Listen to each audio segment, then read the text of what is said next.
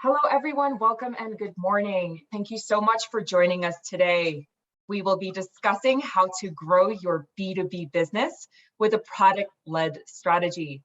This webinar is another installation in our product management leadership series. My name is Rina Alexin, and I'm the CEO of 280 Group. I absolutely love product-led growth. We've been talking about this topic at 280 Group for the past few years, but I really feel like the momentum is just starting to build. We're really seeing teams everywhere embrace the techniques and the strategies to drive real value for their business and their clients. I'm joined today by Joe Ghali, one of our principal consultants and trainers at 280 Group. Joe, how's the weather treating you in Milwaukee today? It is a balmy 22 degrees Fahrenheit, but I'm not complaining, Rena, because there's no snow on the ground, and I can handle cold weather as long as there's no snow on the ground. So we are in good shape. You know, I'm actually calling in from Colorado today, and I am trying to get used to the snow myself. Well, thank you so much, Joe. I'm excited to hear you present on product-led growth today. Before we get started, let's first go over a few housekeeping items. After this webinar, continue to stay engaged with the product management community. Join our LinkedIn leadership group today and use it as a forum to share best practices and tips with your peers. We'll be sharing a URL in the chat box shortly. At 280 Group, we love to stay engaged with you. This time is really for you, so please, we encourage you to ask questions. There is a Q&A box on the bottom of your screen. Please ask questions throughout the webinar. We will be leaving time at the end to go over Q&A, but with Joe's permission, I'll be trying to take some of those questions while we're live. Our most popular question is, can I watch this later? And the answer, of course, is yes. All attendees will be receiving a link to the recording after the webinar has ended. Our agenda for today, after I go over a little bit about 280 Group, we'll be going over the history of product-led growth, the benefits of using it as a strategy at your business, illustrating that with a case study from craft.io, and we'll leave the webinar with a few tips to help you get started. At 280 Group, our mission is very simple. We want to empower product professionals with the knowledge and tools to build products that matter. Unlike other companies, we're really focused on the needs of product professionals. Whether you're looking to grow in your own career or you're a leader looking to maximize the efficiency and effectiveness of your team, we have the services and expertise to get you to the next level. Check us out at 280group.com. Well, Joe, let's get started. And I think we're going to launch this poll. Yes, so please, in the Zoom, Michelle's going to launch a poll, which I see is now up there. Just let us know where you are in your product-led journey within your organization. That'll help me as your facilitator or presenter to kind of guide our discussion. So just give everyone just a minute to fill out the survey. And if you don't know what product-led growth is, that is absolutely okay. That's why we're here today. So we'll be really covering some of the basics of product-led growth strategies. Of course, after this webinar, if you want to learn more, a lot of the content we'll be going over today is also available in our digital product management course. Yep, absolutely. Well, look, hey, listen, everyone. My name is Joe Ghali. As Rena mentioned, I am calling in today from sunny Milwaukee, Wisconsin. I've been in the product management space for almost 20 years, started out in online travel, and then touched a little bit of publishing, fintech, power generation, and then most recently in consumer packaged goods. So I'm also a principal trainer and consultant at the 280 Group. And like Rena said, we are so excited to talk about this topic. All right, so let's just kind of level set on what product-led growth is. In short, product-led growth refers to a model that uses your product and your users as a primary mechanism to drive growth through acquiring new customers while retaining and monetizing your existing customers. Now, this is in stark contrast to the well-worn model of using sales and marketing teams and other programs for these efforts. And with this new model, all customer-facing transactions are handled inside the product, like implementation, onboarding, support, upsell, renewals, etc. The key to note here is this, and I put that image on the far right. The idea is it helps to ignite and kickstart your business, right? And this is critical with digital products because that medium or that channel allows you to be in constant contact with your customers. Now, to understand product-led growth, let's go back in time. And I'm not talking about November 5th, 1955 for all you Back to the Future fans. Though if you think about it, the history of funnels kind of starts around that time. In the past, we had the funnel concept that had been the way that our sales and marketing teams, it was their way of describing how they would take a broad, accessible market and work through these stages to turn a prospect into a buyer. Marketing worked to get the attention at the top of the funnel, and then they would hand off their leads to the sales team that had shown significant signs of interest in your product. Sales would come on the scene to work with the customers on budget and timeline and hopefully get them to close the deal. Now, many types of companies are discovering a new way to grow, which is product-led, and even combining or replacing their prior funnels with different tactics. Now, in this webcast, we're going to talk about how you can apply this in B2B. It can be applied not only in business to business, but also business to consumer. But really, it can be applied to broadly applied to any product, any type of market. Right. Basically, any product that has a user can have product-led growth techniques applied to it. Absolutely. All right. So when we're looking at this slide, we're talking about the rise of the end user. The key takeaway, at least for me, the way I look at it and explain it to our classes and people that we partner up with is, look at who is driving the decisions around technology adoption within your organization. Go back 20 plus years, 30 years, it started out on the far left with the CIO making those decisions. He or she was driving what technology decisions were going to be made for an organization. And that infrastructure was in the form of, big ginormous servers with software that needed to be updated, and there was significant cost. And how that was facilitated was a salesperson from that technology company would come in and try to sell their product to you.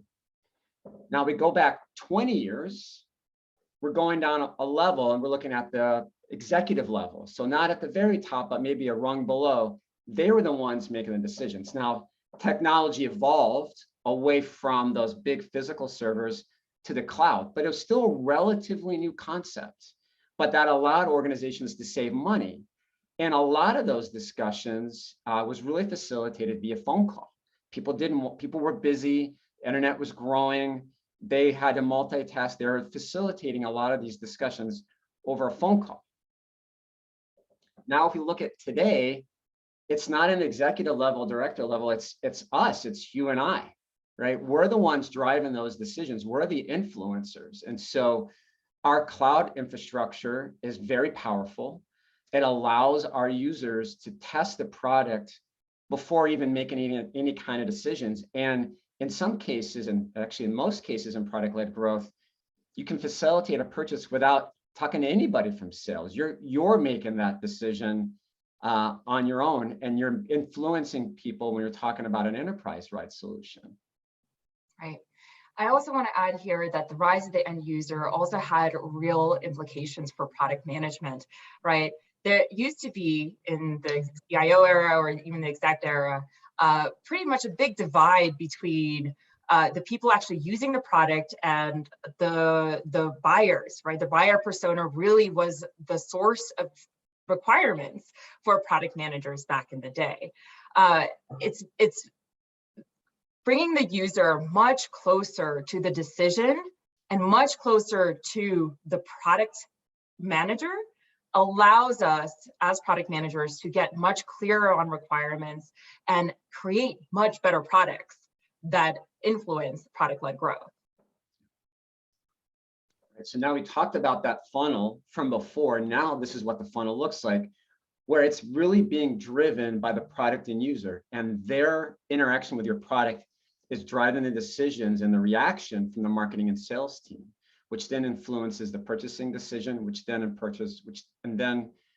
impacts retention. So you'll notice this concept of PQL, product qualified leads.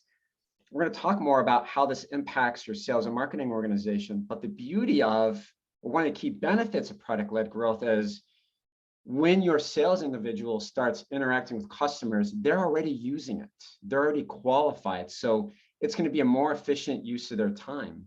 I'm going to get to some of these examples a little bit later, but one of the really terrific benefits of being product-led is the referral component of it. And I'll share a story that I just was telling Rina right before we got on the call today about my own daughter's experience with a tool and how they were able to get their high school to buy a contract with a product-led growth organization. So again, the way the tagline reads here, product-led growth means that our users and product experience drive the growth. That's what PLG stands for. No, that's what it stands for. That's what it means. So there are benefits right there. We talked about why it's great for the end user. Let's really talk about the outcomes that you're going to achieve with product-led growth. Now, according to OpenView Partners, a Boston-based venture capitalist that does a lot of research and writing about this topic, product-led companies perform better, right? Their index of public companies has a cumulative market cap over $200 billion, and this was last summer. And this number has been consistently and significantly outperforming the S&P 500 index. When we look at this particular graphic, we kind of summarize the main benefits. Product-led growth helps you minimize customer acquisition costs. Right? We're not having to deploy a group of sales and marketing folks out there to raise awareness. They're actually they're engaging with our users. They're engaging with the users of your product. That and then results in an improved lead quality. You're able to give your buyers the ability to self-serve while also providing a consumer style experience at the same time. So we talk about the impact of product-led growth in the marketplace. And you can see here in the last, this is 8 years, the number of organizations, B2B, B2C, that are really growing and growing because they are employing product-led growth strategies. I just want to share a quick story. So I have a 15-year-old daughter who's told me she wants to go into business one day. And so one of the things that I do before I do a webinar is I'll do a dry run with her, because my belief is if she can understand it, then I think I can explain it in a way that everyone can understand it. And so she was asking me what product-led growth was. And her response to me was, well, Dad, is it like Quizlet? And I'm like, well, Casey, tell me a little bit about Quizlet. And she's like, well, we ran out of note cards at home and I needed to build some note cards to help study for my biology test. And she said, well, I went to Google and I did a search for virtual note cards and she found this website called Quizlet. And she said, well, I signed up because you can try it out. So she built out some note cards for her biology test. She shared it with her friends. The whole class then shared it with their biology teacher. The biology teacher found so much value in it that he shared it with their technology director at the high school. So now Quizlet was able to execute a contract with her high school. But look at the main emphasis of the story. Quizlet didn't approach the high school in the beginning. That was influenced by my 15-year-old daughter and her group of friends. And that's the key, right? And we're going to talk more about what are the things Quizlet did, or Craft.io, what steps they took that enabled that self-service experience for their customers. And the reality is, for a 15-year-old, this is all that they know. Yeah. That's their experience with using technology. Actually, Joe, that's a really important point, because that is going to be the expectation of our future consumer.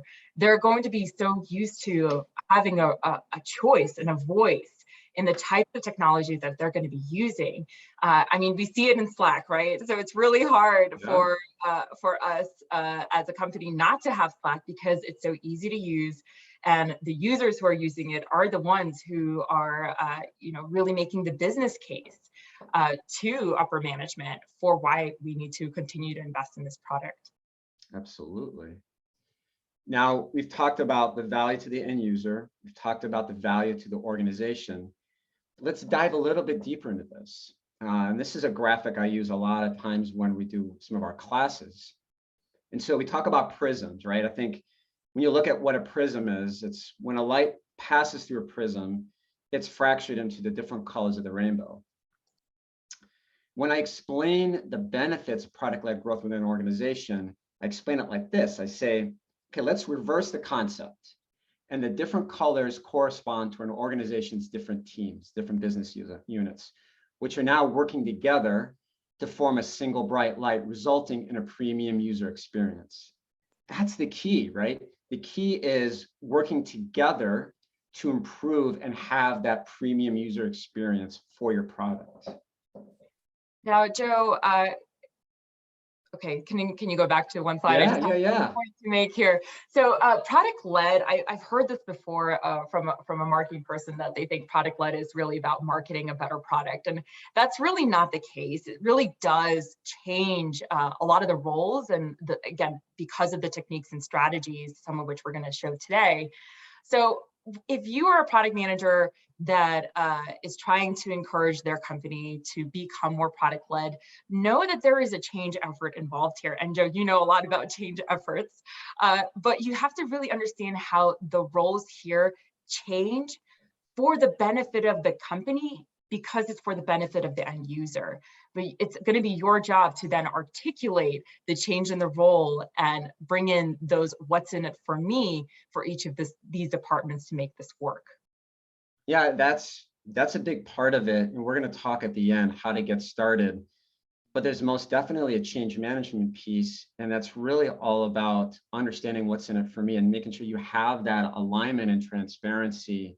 Because it's not, I've seen it in some blog posts. It's not about removing jobs. It's about improving the jobs. It's about making the job of converting a prospect to a sale more efficient. It's about creating a better experience for a prospect when they start to engage with your product. And we're going to talk about this with craft.io in just a second. But like, how do you rally the troops as an organization? How do you lead using some of these concepts so that everyone has that collective buy-in and they feel like, hey, the work that I'm doing is helping to create that premium user experience that I mentioned. So in a lot of articles that we've seen and we've written, you know, Rina even talked about this briefly, the role of sales doesn't go away. It just evolves. And it evolves because of what our users expect from us.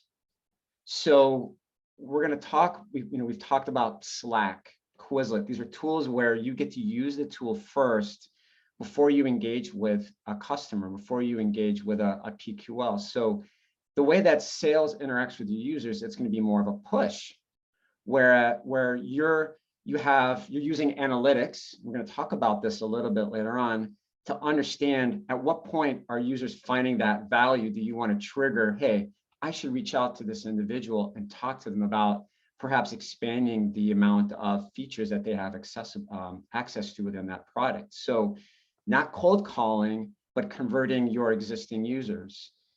Being mindful of the concept of free trial. You know, going back to Casey, my daughter, she didn't need to pay or put a credit card down. She could just start using Quizlet and finding value in it right away, right? So in lieu of, here, I'm going to install this, I'm going to make it available to you, then you can start seeing it, whether or not, and you can make that determination, whether or not it's going to provide value.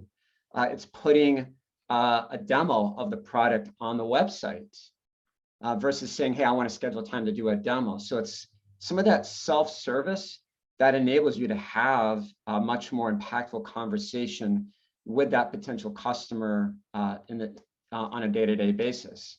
The other big piece of this is, again, enabling your customers to add SKUs, add features. I think a lot of people on this call have used LinkedIn, right? There's a free version, there's a premium version. You can keep on adding on, and there are value metrics. And we actually have in our DPM class, we talk about what value metrics are.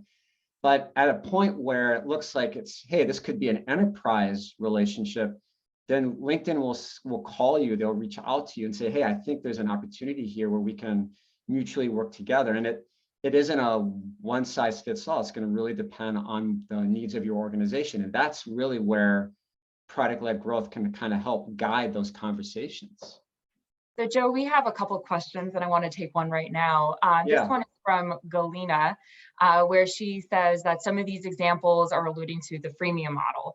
And then the question really is, how is the bigger concept of PLG differentiated from just being freemium? So what you're doing, and we're going to talk about the 5 rules. Yeah. So actually, what I want to do, Rina, is I want to answer Galina's question by going through the 5 rules. I think that's going to help distinguish absolutely the concept of, so it's a good segue. Go ahead. Yeah, so thank you, Galina. I appreciate that. So 5 main rules of product-led growth, right? Know thy user. Okay, what does that mean? That means where can you find them? What are the things that attract to them? Knowing that you're building for the user and not the buyer. Okay, give before you get. So making, providing value before you're asking for revenue. So is it a free trial? Is it a freemium? It really is going to depend on the industry, competitive, the pricing that you have set forth. Obsessing about growth. This is where something that a lot of PMs really struggle is the data analytics piece of it. So using data, the analytics of the product usage, to really understand when is that point where you stop giving it away for free and you start charging for it. You realize there's a premium opportunity there. To that point, how do you make it easy?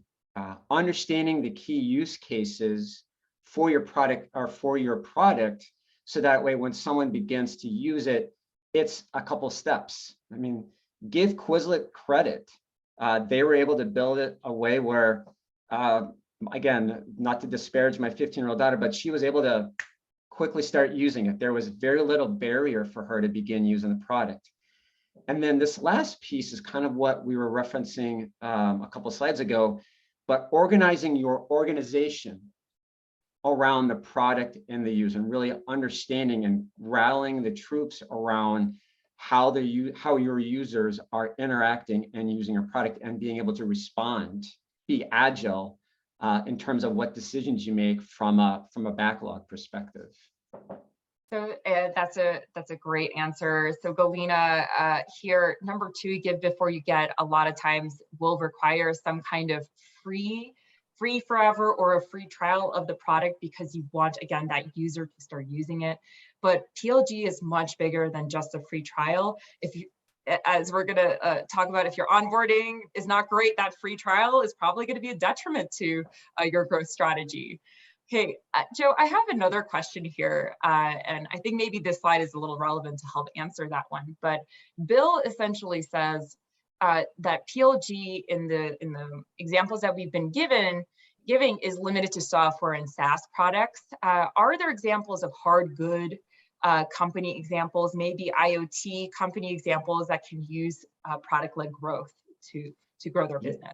Actually, that's a terrific question. So I spent some time in the power generation market, so backup generators. So one of the things that we built was a remote monitoring tool. So this is where for backup generators, we wanted to enable the dealers with the ability to remotely monitor and troubleshoot those backup generators. So this was IoT in the sense of we had a physical antenna on the generator, but the actual remote monitoring was software led, right? So the generator came out of the shop with the antenna built into it, but the component of doing that remote monitoring, that remote troubleshooting was software, which is where, in that case, for the homeowner, what we enabled them to do is we built a mobile app where they could just see that, hey, is my generator working? They would do like a dry run every week, right? A scenario test every week.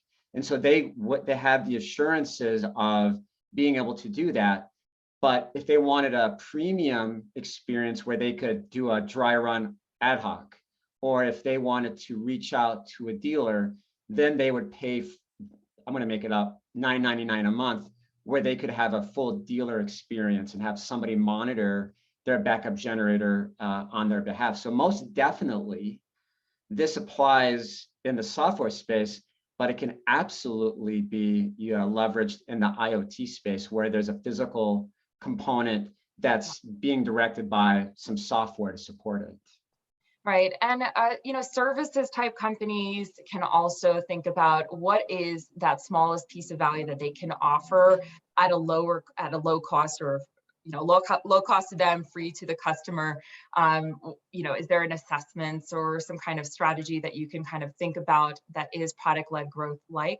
I do agree that if you are investing in a huge hardware piece, something that costs a lot, this is a really difficult strategy. But what Joe just said, you can still think about what are the upsell opportunities that you can bring along with that hardware product. So great answer, Joe. Great question. Yeah, terrific question.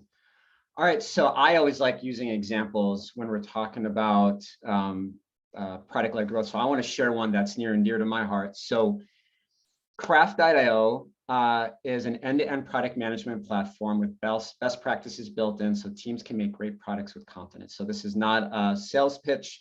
This is my own experience from a previous organization where, as a product leader, we needed a platform to reinforce our product management framework. And so what they do, I feel like they really support and reinforce the concepts of product-led growth. So let me walk you through that. So let's go back to the golden rule. Number one, know thy user, right? Craft focused on creating relevant and engaging content for their users rather than their buyers, right? This way, they're able to create a cost-effective acquisition funnel and quickly provide real value to users even before signing up to use their product. So you can notice the messaging that they use in their marketing. You can notice some of the information in their knowledge hub, their accessibility, what the keyword searches are in Google. So they know where users are. They know from a marketing standpoint how to cross-promote it. And they're looking at what those messages are that are going to be the hook to get somebody like me, a professional in the space, interested in at least learning more about their platform. So golden rule number 2 is give before you get. So if you go to their website, craft.io, you'll notice there's a try it for free option on every single page. It's also at the center of their page. So they offer a free trial, right? And a free trial is a terrific way to provide initial value and help users assess for themselves while giving you signals on whether or not your product is relevant for them. And so the key is, I think, where they are really successful is they're able to build within the trial walkthroughs and tutorials to guide users, but they didn't overdo it. They didn't make it too complicated, but they at least needed to ensure that the product was usable right away without any kind of human intervention. So golden rule number 3, which again, I think is one that needs to be emphasized. So obsess with growth. This is all about experimentation, measuring, iterating, keeping a loop of experiments always on, and collecting not only quantitative, but also qualitative data about your users so that you can iterate the product based on the results of those experiments. And this is where they made an effort to really focus on segments they actually care about with their go-to-market strategy, as in specifically within the trials and their freemium models. So again, you have to be careful not to be too noisy, but you'll see in this particular image here, they have a dashboard. They understand what that customer funnel is. My own experience is I used it for free. I had some use cases going into it. And the moment I tried to integrate with Jira, I think an alarm went off in someone's home or someone's cell phone that said, hey, this guy over here is trying to integrate it with Jira. This is the threshold of, hey, this is a more engaging user. We should give him a call or send him an email and try to set up some time with him to really understand their usage. There may be some opportunity here. You got to make it easy and fun. One thing that I really appreciated is Craft offered a really strong balance between easy to use and giving the users a little bit of a challenge, right? This is important to think about in terms of how to make your power users happy without alienating your basic users. In this example, one of our problems to be solved was we were implementing some consistency around prioritization of features. And for all my friends out there in the product space, there are different models out there. There's Rice, there's Cano, there's Wischief. And so one of the biggest problems to be solved was it just takes a lot of time to build those models, to build those spreadsheets or build those forms. And so what Craft did is they listened and said, you know what? We're going to save you those 2 or 3 hours and we're going to pre-build those views inside of Craft. So that way, right away, when you begin using it, you can just select one of those templates and right away, you're able to start implementing Wischief, which is weighted shortest job first. By the way, our DPM class does a deeper dive into feature prioritization. I know that's a big topic out there. So if you're interested, let us know. Okay. We talk about organizing around the product and the user. And so this is the Craft team. And so what that means is the company, you organize their product in a way that the organization rallies around the results, right? I know for a fact at the Craft office, they have a big television screen that had a dashboard. And so every time they were coming in the office, they're able to monitor those key performance metrics. They're able to understand what those indicators were. And so it was leveraged in a way where every staff meeting, they begun with, all right, let's look at our dashboard. How are we doing, right? And they were doing it around, our users, are they getting tripped up in this funnel? Where are they finding value? So they would have those questions as a group. It wasn't just the PMO that was having those discussions. It was everyone, sales, marketing, product, technology. They were rallying the troops around trying to provide the best value for their user. So the outcome of those 5 golden rules was a significant increase in their average revenue per month, their average recurring revenue. And this is their numbers over the last 18 months. So as you can see, by making that investment, which takes time, right? To go to product-led growth, it takes a while. You have to, there's a change management component to this. There's an education about it. There's people understanding what's in it for me. So let's wrap up on this particular use case. I want to compare the 5 golden rules on the left and just recap again using the Craft example on the right in terms of, okay, they were successful because they were building the features and experience for the user, not the buyer. They offered a free trial with access to key PM tools and resources. They were heavily leveraging analytics and the customer funnel to understand points of value. And that, again, that helped them identify that inflection point between that freemium component and where they want to provide or where they want to charge customers to use some of the more elaborate features of their product. Making it easy and fun.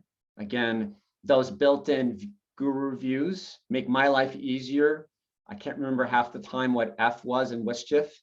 And then really organizing, that's more of a culture. That's a culture within your organization, running the executive staff meetings, using dashboards and KPIs. Thank you, Joe. This was a really, really great example. And I love that it also was another example where you, although you were the buyer persona, you were influenced and that business case was being built organically in your organization. I'd like to take another question. And at this time, I want to remind our listeners to please use the Q&A, even the chat box. We're monitoring questions and we really want to get to them. This one comes from Anoop. I hope I said that right. What if the product is not breakthrough? So I asked him to clarify if the product is introduced where the price is a selling point. I'm guessing that means they're probably working on more of a commodity product. Can commodity products still use product-led growth techniques to grow? I'm sure depending on the industry and the customers, as well as the elasticity of the price, I'm sure you can use a low price point to introduce value to the end user. You just have to be mindful of and using data to really understand in the competitive space, is this common? Are my users willing to make that investment? So does it have to be free? I think it really depends on the product and your competitive environment to make that determination. Yeah, I would agree. I think, again, it does depend on the product and your environment. I do want to encourage you to think about the value metrics, as was mentioned earlier, around what do customers really care about in your product? And you might actually be surprised. There are examples of products that compete with free products because they're serviced for that product. That whole product offering that they're offering is much better. And maintaining a free product is not free. So think about what your users really care about and bring that to the heart of your PLG strategy.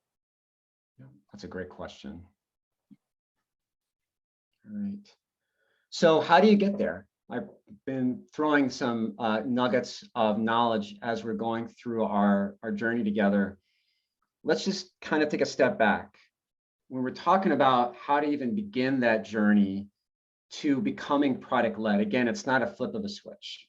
That takes planning, right? One thing you'll always hear from us is you need a plan, you need to educate. So the first is you got to appeal to your end users, right? That's all about them. That's why you're doing it, because you want to deliver value as quickly as possible to your end users. Where it makes sense, price comes after value. So demonstrate the value, demonstrate they can't live without your product, then charge them for some of those extra features that they're going to find value in. Let them become raving fans. It's one of my favorite terms. You want those end users to become raving fans so that when you do engage with customer, with your sales team, it's taking that qualified lead and converting it into something bigger.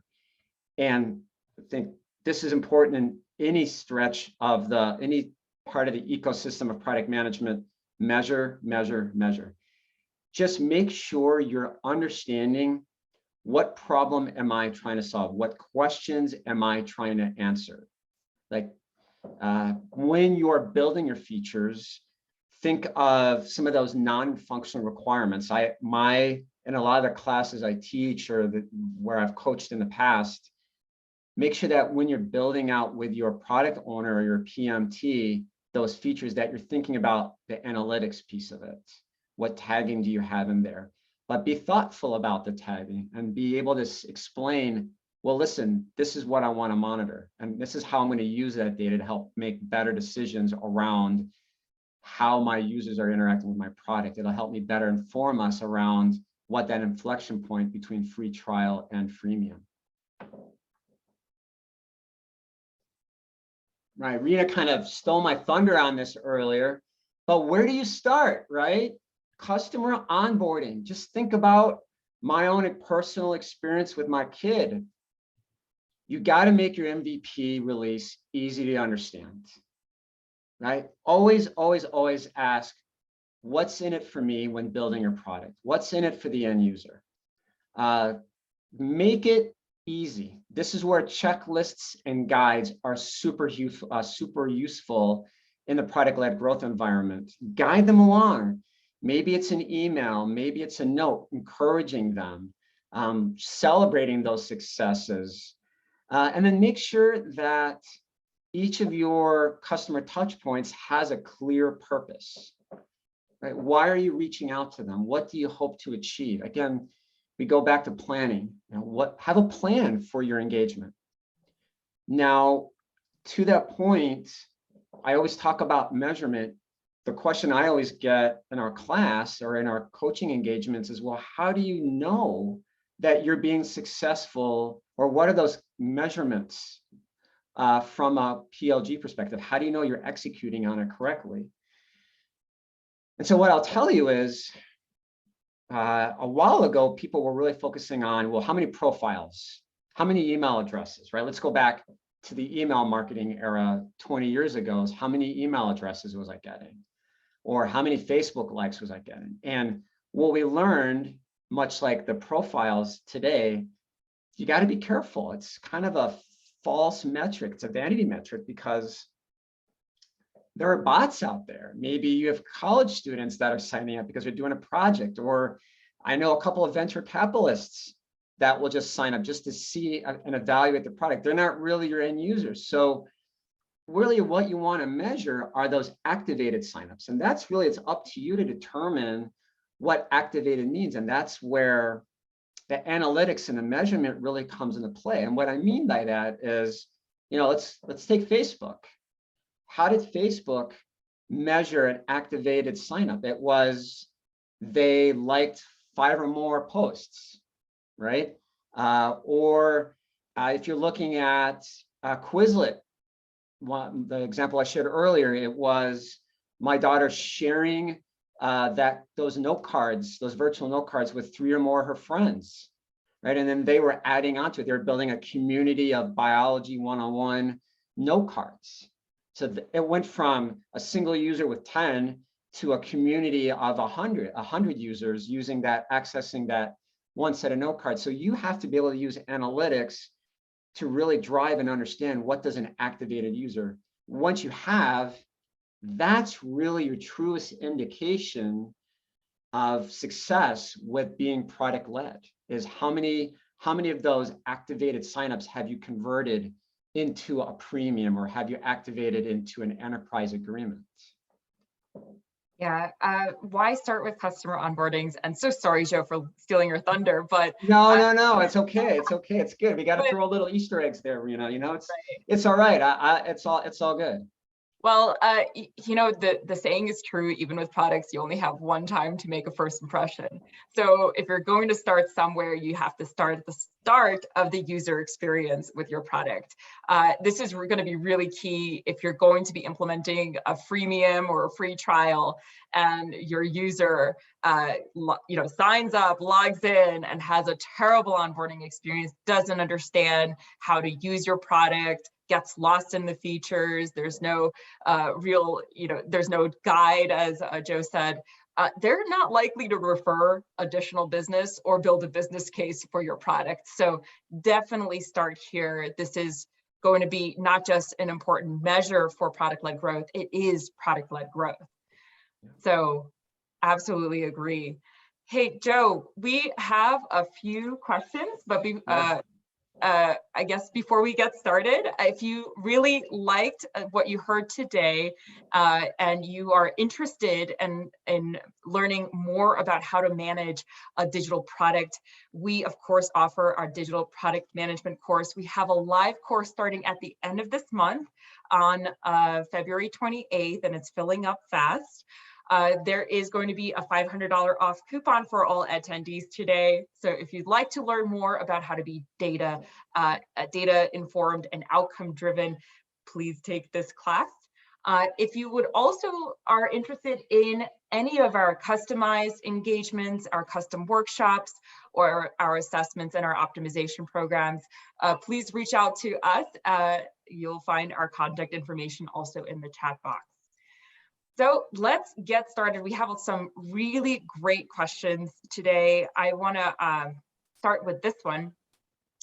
This comes from an attendee who asks that sometimes their management has concerns that enabling certain free features will essentially cannibalize the paid version, or dilute it. So how do they encourage leaders to embrace certain features as being free features to encourage users to get that value right away?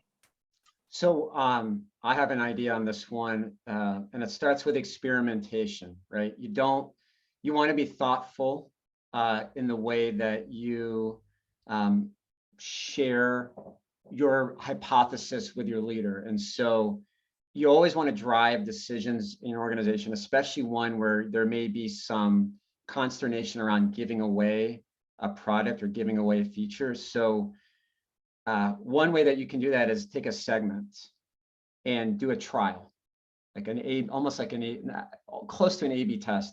But the idea is you want to do a test with a group of users where maybe in that use case for a period of time, you're testing out your hypothesis.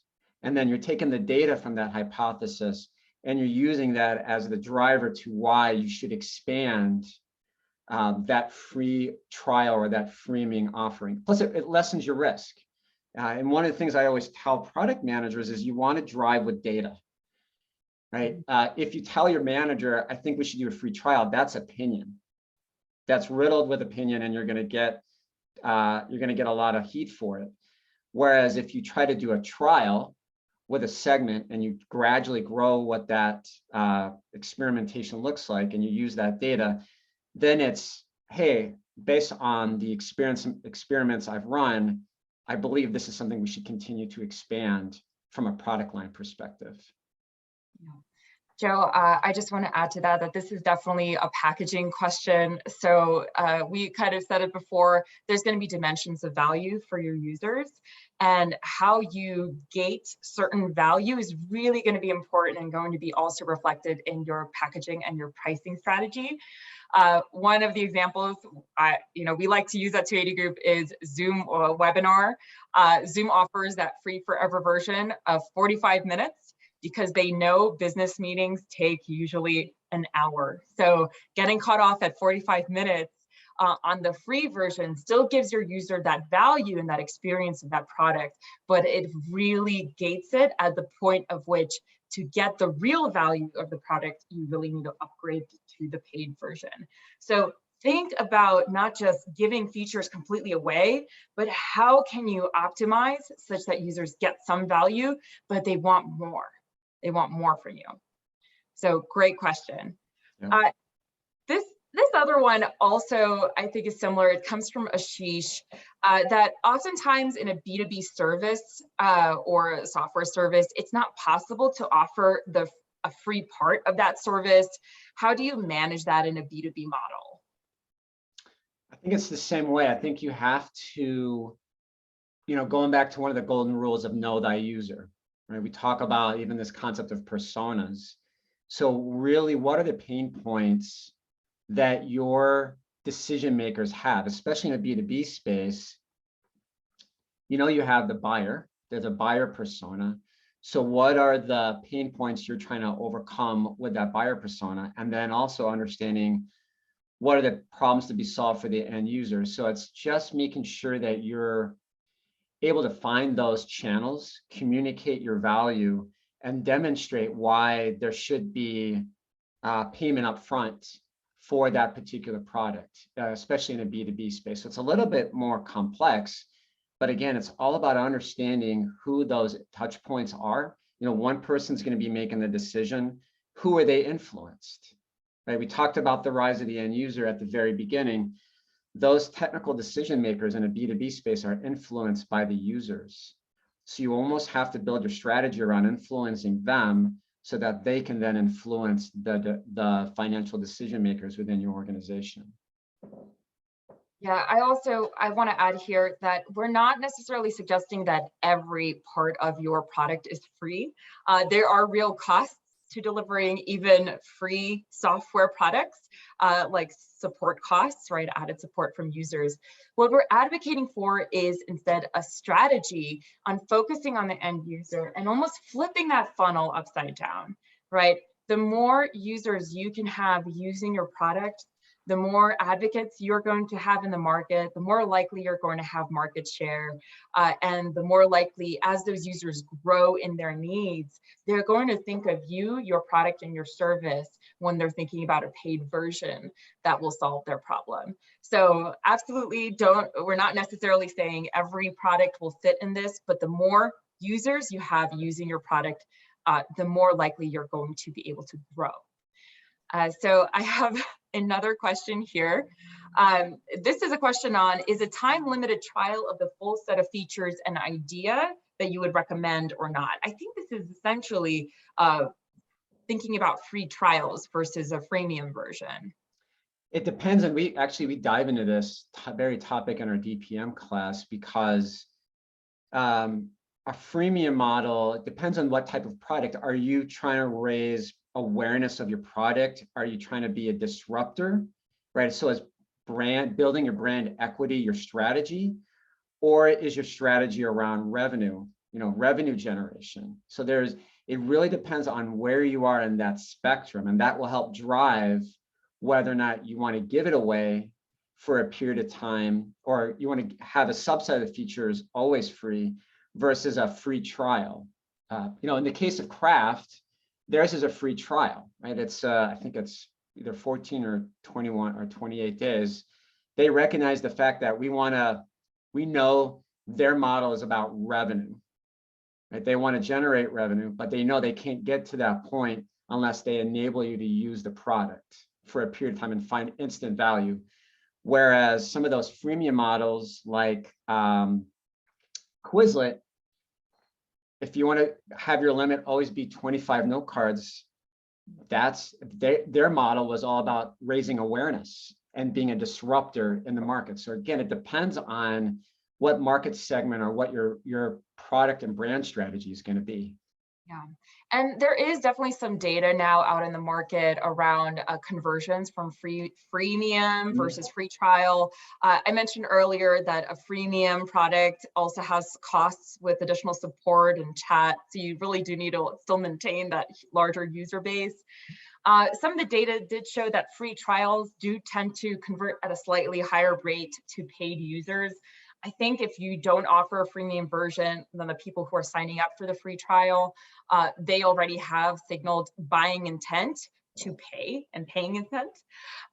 Here we had a comment here from Anoop, one of our attendees, who also said there's also a strategy where you offer a free trial of the super premium, and then if they don't buy, they get put on the freemium version.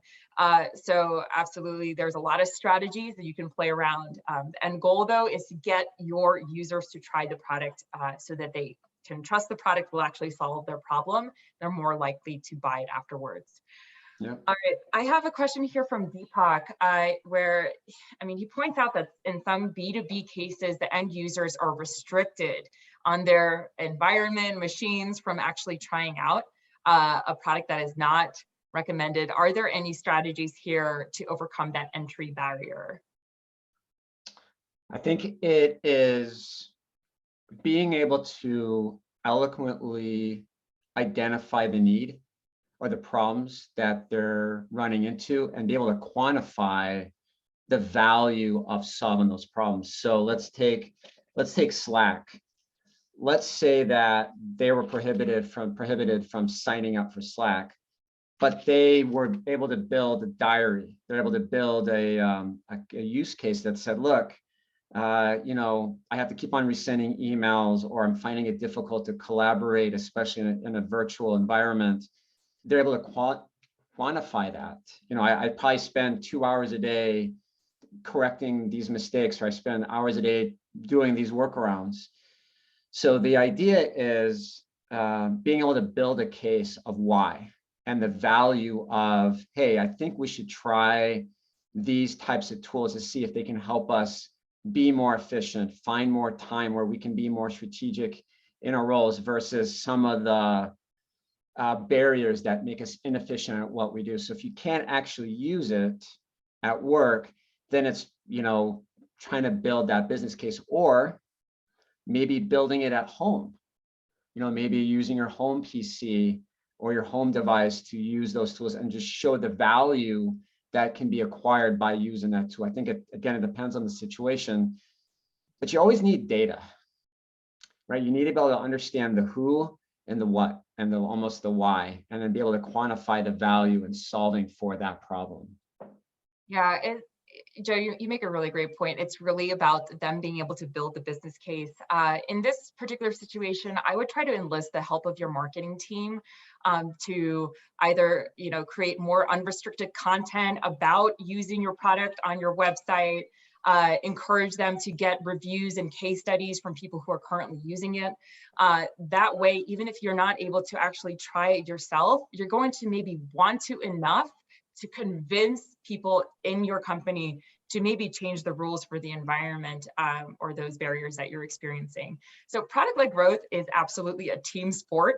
Marketing is very much involved in making sure users can try that product, even if they may be restricted from doing so. All right, we have another question. I think we might have time for 2 more questions. This one's from Nazia. How do you apply PLG, like a free trial, in a one-time use service? I could try this one, Joe, if you don't mind. Yeah, go right ahead. Yeah, You have me stumped.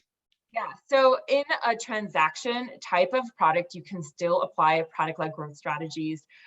Oftentimes, I would encourage you to think about what is that little bit of value that they might not get without purchasing the full transaction, that one-time use service. What is something that you can offer that is really low cost, cheap for you? In an example, I'll just use our own at 280 Group. We have obviously training products. You go through that class once, but we can deliver value to our users with these webinars, with giving you a trial to maybe experience one module of the class.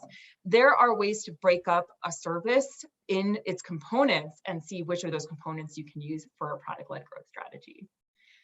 Otherwise, I would have to, again, turn to product-led growth marketing time strategies to help your users experience that service, and talk about referrals, right? That's also part of product-led growth. Okay, we have, I think, one more question, and this one, and okay, I see the poll is launched. Please, while we answer this question, it would be helpful for us if you can let us know how helpful this webinar was. This one is from Salman. And I'll try to, it's a very specific question. So I think the idea here is in an environment where you're white labeling to financial services and you're white labeling that product, how could you use PLG strategies to help you? I think they're trying to do a solution for credit unions. I'm not sure if we can quite get an answer to this question, but essentially in a white labeled service, is there also ability to put PLG? Yeah, I think it's more of a stacking on the features. So if you're building, like say, an account aggregation tool for a credit union customer, could you provide a basic tool where maybe you're able to link 2 or 3 accounts so you can see like what your net worth is? But then if you want to link your home value, or if you want to link your life insurance, or you want to link more than one 401k provider. So there's definitely a kind of like a basic that, hey, you're going to get value through this, through the white label tool. Again, it's kind of like your A product. But then as they become more engaged, you could, you know, charge for that B, C, or D level of services that you can offer for that customer. It's just about kind of like enabling what steps or what levels you want to push out through an API to a third party to use on your behalf. Yes, and Salman, I see the messages that would that be tiered pricing or product-led growth. Tiered pricing is one technique that is used as part of product-led growth, right? We're trying to separate that product-led growth is more than just freemium, free trials. It's a strategy and technique for getting your entire company focused on the end user experience and using that to fuel your business. All right.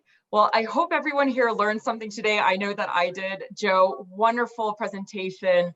Next at 280 Group, we have an Ask Me Anything on women in product management happening March 3rd.